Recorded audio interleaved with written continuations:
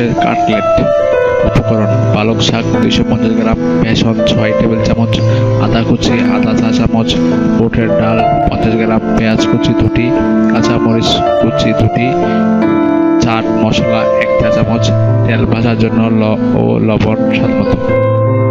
প্রস্তুত প্রণালী: প্রথমে বুটের ডাল পানির মধ্যে 1 ঘন্টা ভিজিয়ে রাখুন। এবার প্রেসার কুকারে 1 ঘন্টা সিদ্ধ করে নিন। এখন একটি প্যানে তেল নিয়ে তাতে বুটের ডাল ভেজে নিন।